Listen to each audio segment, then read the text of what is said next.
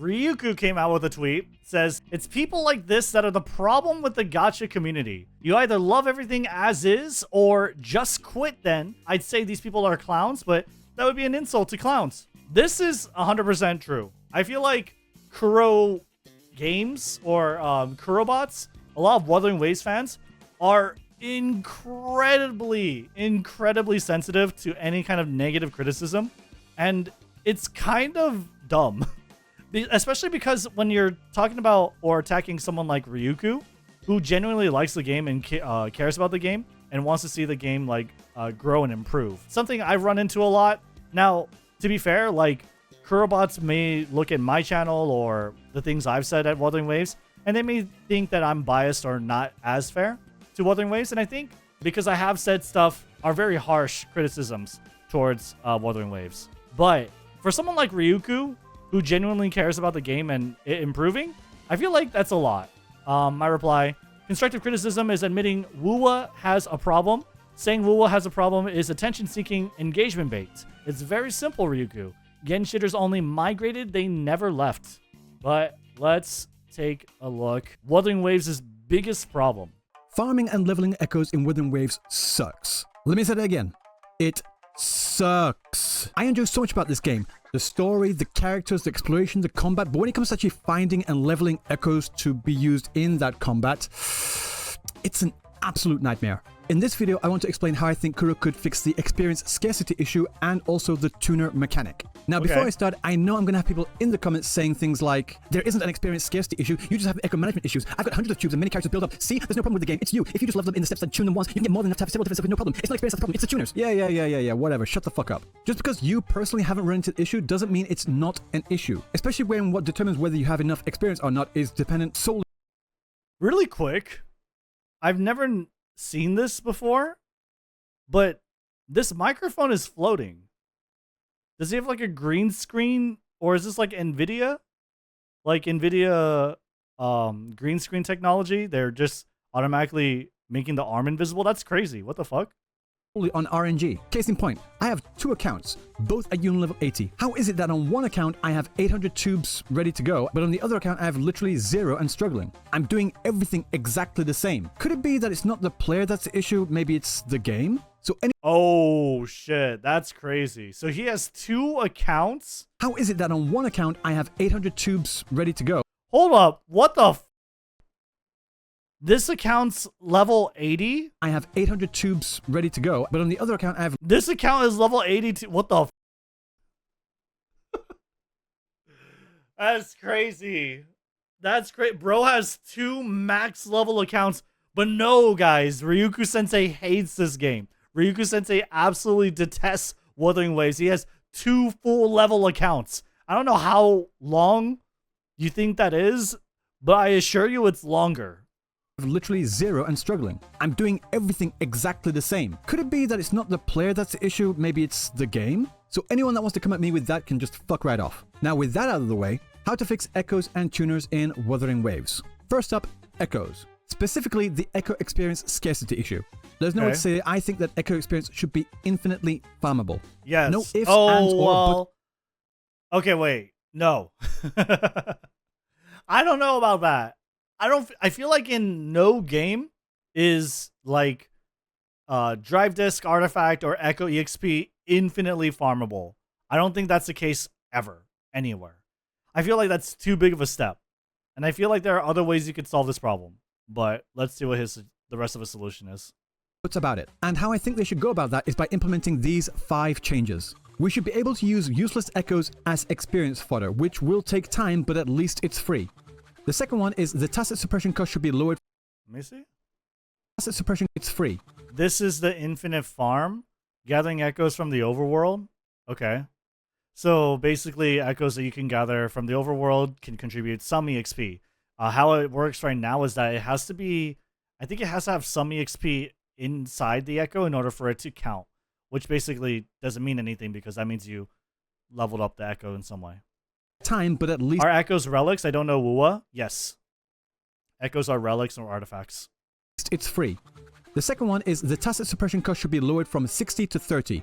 If not, then at the very least, 2 times the drops should be available 3 times every day. These increased rewards also apply to the amount of tuners too, and if you think that's too much, just wait until the next section because it will all make sense. Also, tacit domains should only have one type of echo set, not two. Yes. Yes. This is 100% correct. But to be fair, right? And I think it's important to kind of have this perspective in mind. This is also similar to Zenless Zone Zero.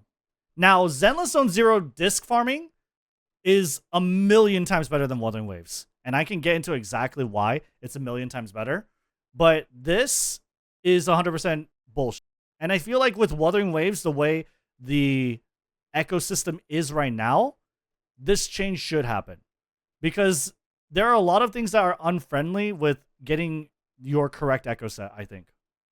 I think they should also put these tacit fields in lore accurate regions as well, but that's not exactly necessary. The next thing we need that's like, who cares? Is an echo experience only section at Yarn. We've got one for character experience and weapon experience. I think we should also have one for echo experience as well. And that Yep. And you know who said that? You know who said that? I said it first. Let it be. I bet Ryuku watched my video. I bet Ryuku watched my video and took my shit. Echo EXP should have it just like Materials? in Zenless. We have where we have just drive disk EXP farming stages. We have this in Zenless. nice to have thing they could also implement is to remove the non-set elemental damage buffs. If not this, then at the very least make it weighted so that you have a higher chance of getting an on-set elemental damage bonus. I'm tired of getting Spectro on the Glacio set and Glacio on the Spectro set. Now these changes would address some of the echo experience. Wait, what? The Spectro set. Now these.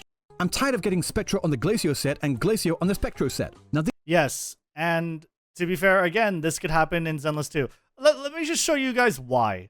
Why is Zenless so much better than Wuthering Waves? Before we continue with this, why is Zenless so much better in Wuthering Waves in this regard? Okay, just in this one context.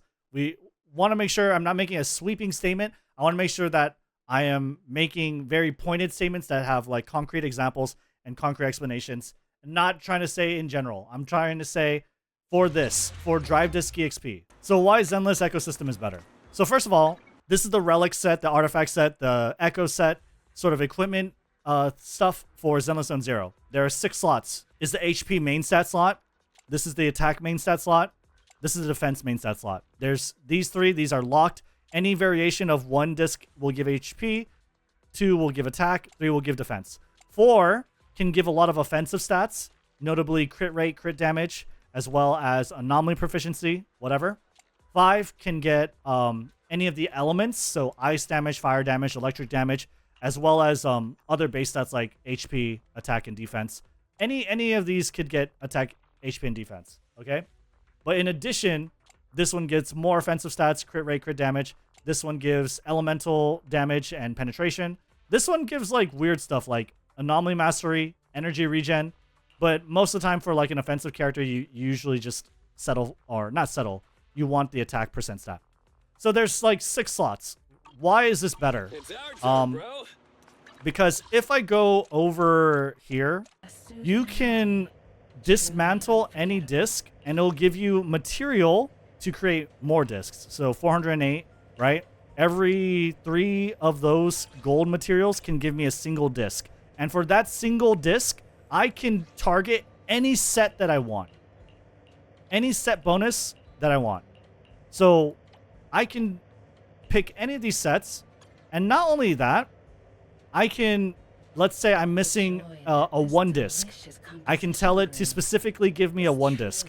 I can tell it to give me specifically a 2 disc, 3 disc, 4 disc, 5 disc, 6 disc. I can specifically aim for certain stats and certain equipment slots for any set.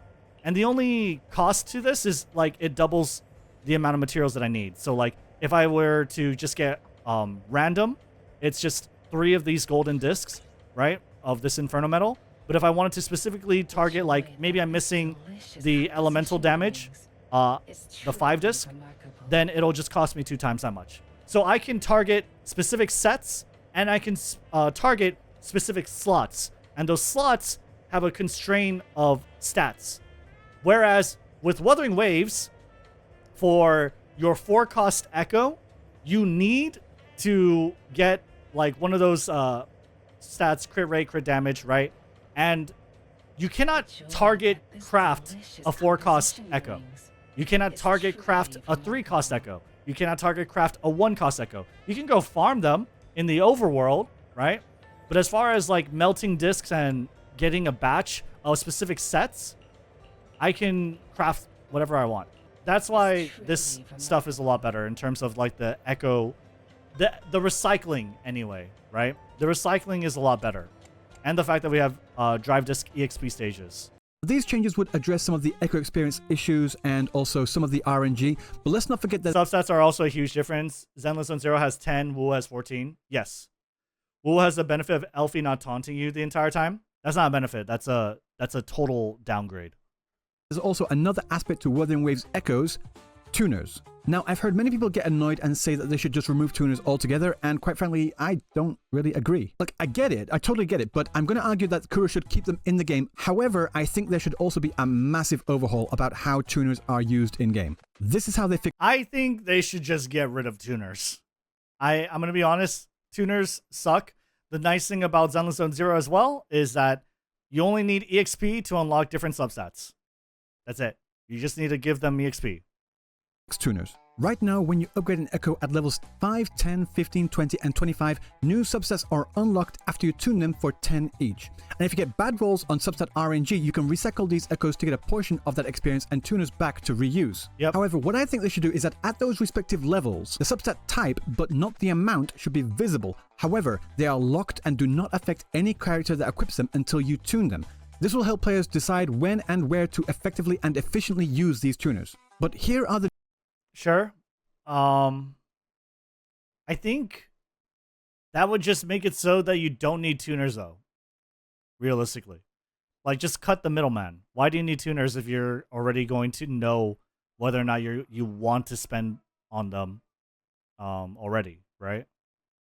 There's no high roll or low roll in Zenless on Zero. Yep, no high roll, no low roll, right? And the only difference in Wuthering Waves is that you can farm for those echoes in the open world, which is okay. Like, you could say, like, okay, you can farm for those echoes in the open world, but you have to remember the echoes that you farm in the open world typically have 2 or I think sometimes 3 different sets that they belong to, with the exception being the nightmare echoes. Those ones, I think they are only for like one set. But even like the echoes, the big echoes from 1.0, they had 2 sets. So they had 2 sets and they had a different main stat. So like, yeah, you can open farm for echoes, but there's still a lot of variation, especially if you're trying to farm for the right 3 and 1 cost, which is like 4 out of 5 of your equipment slots. So yeah.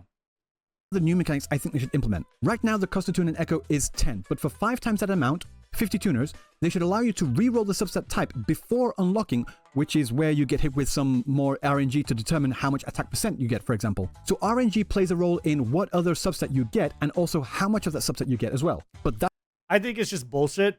I think just get rid of it altogether. I think just get rid of tuners, give like EXP equivalent.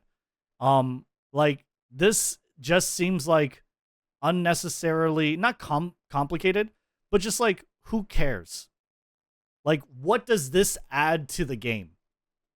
Right? It's like a little bit of a gambling aspect to it, but not really. It's just like, I feel like it's just more frustrating, and at the end of the day, you're gonna run out of materials for that too, and you're not gonna feel good when you don't have it.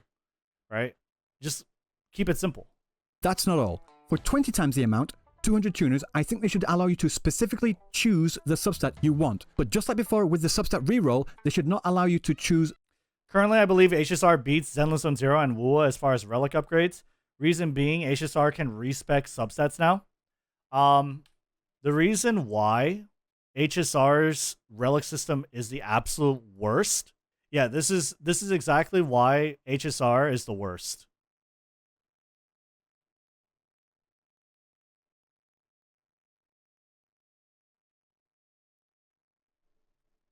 Yeah, that sucks.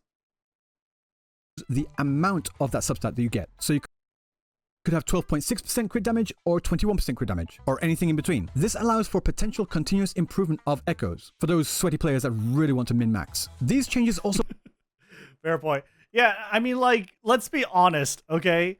The fact that, like, boots basically, until very recently, there's like this quantum set that doesn't really use speed, okay? The fact that for boots, you pretty much absolutely needed speed, otherwise your shit sucked, and speed was on a lower percentage roll to get, that sucked a lot of dick. That sucked massive cock, and I hated that. That made me quit the game so fucking hard. I cannot stand relics in Honkai Star Rail. Body pieces also need to hit the right main stat. And also, if you don't hit speed in your substats too, you're also kind of fucked. So it's like, it really sucked. It was really, really absolutely horrible. The fact that one piece in your whole set was like fucked. And also then, you also have the orbs that were elemental too that you barely got. It was really painful. It was really, really, really painful. Yeah, planers are garbage to farm. Yeah. HSR is the worst. Also play into the lore of what a tuner is. A tuner is something that you use to tune an instrument to the correct sound you want, after all. Using tuner... Okay, Ryugu. All right. Etymology expert over here. Tuners in this way allows you to be able to craft echoes to have the exact stats that you want to build your characters and also to be as strong as you want for a price. As I said, 200 tuners for just one stat, it's not an insignificant amount. And if you wanted to craft one singular perfect echo, that could cost up to 1,000 tuners. And also, don't forget, you need 5 of these echoes for just one character. So a possible... I don't think... Okay, I think 1,000 tuners for the right echo in the one slot is very exaggerating. Like, it's... No, not really. I feel like you would probably need like 30 for everyone just to check to see if it's worth keeping, right? And maybe it'll take you like 20 echoes. 20 echoes to get the perfect one on average. If you do 20 times 30, what? That's like 600, right? It's not too much. 5,000 tuners in total. Okay, now some of you may be thinking that with all these echoes, all this experience, all not 5,000. All those changes to tuners giving players any degree of control over their echo rolls, that would break the game and remove any of the incentive for players to continue playing. And to those people I say, would it? Really? Would you quit? I don't think so. Having tuners be used this way also incentivizes people to continue Wait, what did he say? Tuners giving players any degree of control over their echo. All these echoes, all this experience, all 1,000 tuners. And also, don't forget, you need 5 of these echoes for just one character. So a possible 5,000 tuners in total. Okay, now some of you may be thinking that with all these echoes, all this experience, all those changes to tuners giving players any degree of control over their echo rolls, that would break the game and remove any of the incentive for players to continue playing. And to those... No. I feel like this argument is pretty bullshit. And I feel like games that stand the test of time and where there is absolutely a proven track record of games that kind of respect your time and allow you to kind of take a break and then come back later. One of those games that are incredibly successful at doing that is Final Fantasy XIV. And if that can exist and give you breaks in between content patches and in between expansions to kind of do whatever the fuck and then rejoin whenever it's new and fresh. Another game is Path of Exile. If these games can exist with that kind of model successfully, well, it can too. Like 100%. This isn't like the echo farming stuff is just bullshit. It is just arbitrary bloat, and it is fearful design. They are afraid of not having enough incentives to play, and it's also just what it runs. The larger risk that it runs is burning out the player base, which I think it is more susceptible to doing. Those people I say, would it? Really? Would you quit? I don't think so. Having tuners be used this way also incentivizes people to continue playing, to use wave plates on tacit fields to earn the echo experience and also to earn these tuners to guarantee these stats. But even then, there are many games out there that rely on players to repeatedly play dungeons and other domains in the hopes of getting decent equipment for just one character. There are also games which allow you to max out multiple characters too. I mean, I've personally spent hundreds of hours leveling each character, each of the heroes on Dynasty Warriors, for example. And we already have 29 characters in the game right now, with many more to come in the future. With the systems I've laid out, there are still significant but reasonable levels of RNG with understandable mechanisms to give players something to work towards if they continue to play the game. These systems create enough incentive to continue playing without the absolute futility of pure RNG, which I remind you can and does lead to player burnout, because it's happened in this game and also many other games that have these systems. I've already seen multiple people say that they're going to drop Wuthering Waves because of the RNG. So like I said, with the tuners, it should be 10 to tune, 50 to reroll the substat, and also 200 to choose the substat. But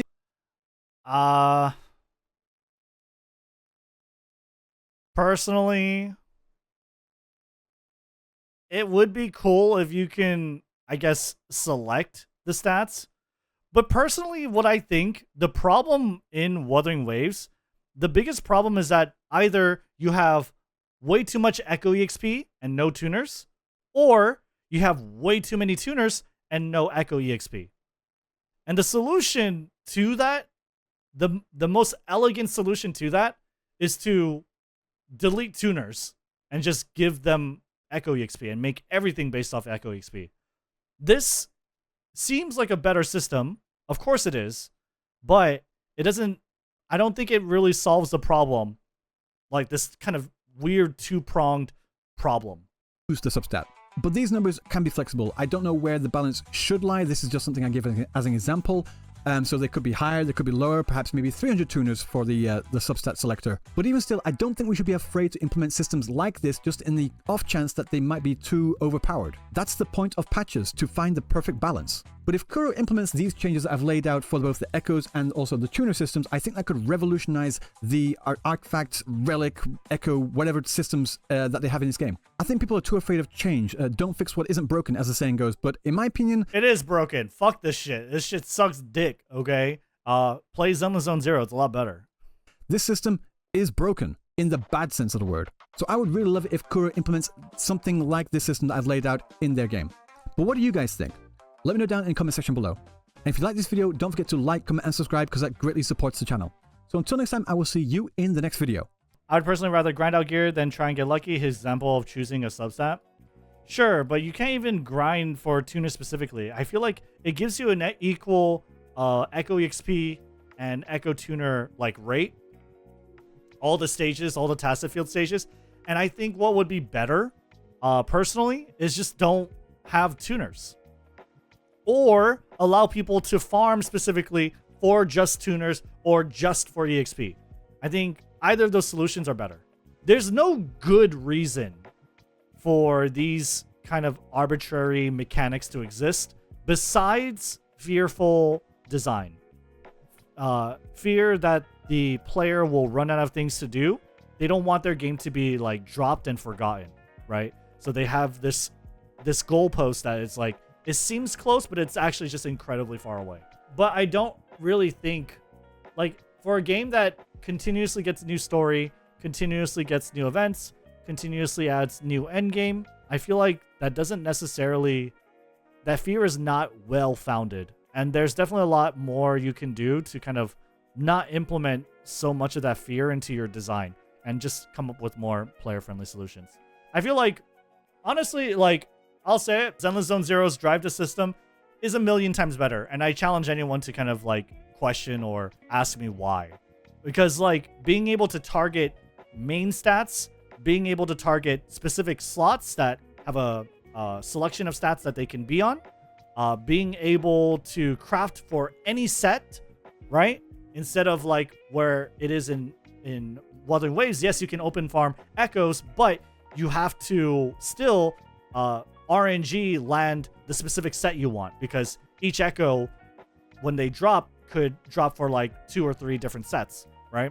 So open farming is not like the end all be all. I think being able to specifically craft and all the material that they give you for it is so much better. So much better.